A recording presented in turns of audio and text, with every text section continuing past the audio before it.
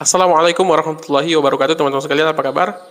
Kali ini kita akan membahas terkait mengenai pertanyaan dari salah seorang subscriber menanyakan tentang BPJS Kesehatan. Pertanyaannya seperti ini, boleh nggak kita membayar denda pelayanan sebelum kita melakukan rawat inap? Bagaimana penjelasannya, teman-teman? Simak terus video ini. Nah, teman-teman sekalian, ada pertanyaan yang masuk di kolom komentar menanyakan terkait mengenai apakah boleh membayar denda pelayanan RITL atau rawat inap tingkat lanjut itu sebelum kita melakukan rawat inap tingkat lanjut.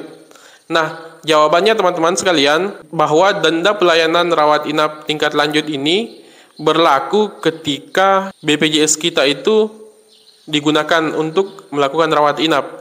Misalkan seperti ini, ketika misalkan kita sudah menunggak, misalkan dalam beberapa bulan, misalkan kita menunggak 1 tahun atau 12 bulan, kemudian kita sudah membayar biaya iurannya yang menunggak, iuran BPJS kita yang menunggak, kemudian pada saat kita sudah membayar iuran tersebut, maka kita ada yang dinamakan dengan masa tenggang selama 45 hari.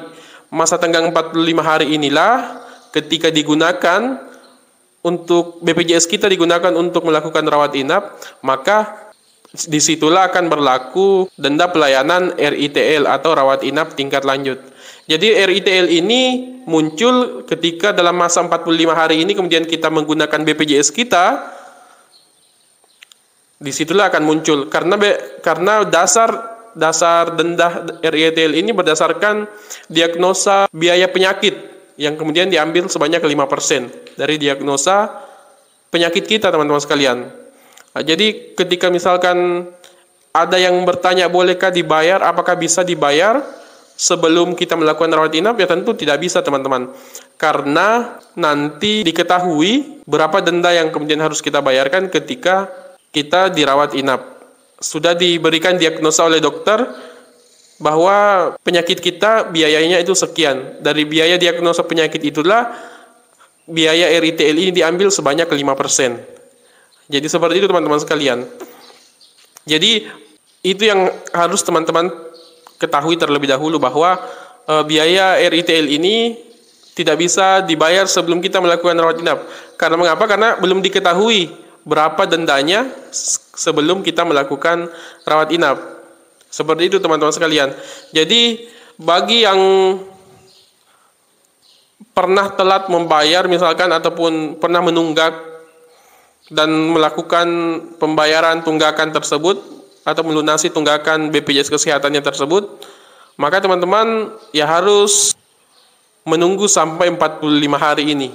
Ketika 45 hari ini teman-teman disarankan untuk tidak menggunakan BPJS-nya untuk rawat inap. Kecuali memang misalkan keadaannya sudah mendesak, keadaannya darurat, maka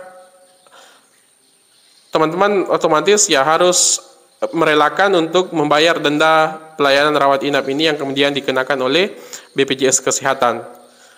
Saya pikir itu yang bisa saya sampaikan, teman-teman sekalian. Semoga bermanfaat. Semoga bisa membuka wawasan teman-teman bahwa ternyata seperti ini ya, ketika misalkan saya menunggak beberapa bulan, kemudian setelah tunggakannya dibayar, ya saya harus dikenakan denda pelayanan ketika BPJS saya itu sudah diaktifkan kembali dan kemudian saya gunakan untuk rawat inap, dan pasti teman-teman akan mendapatkan denda pelayanan rawat inap ini. Semoga bermanfaat. Fastabiqul khairat. Assalamualaikum warahmatullahi wabarakatuh.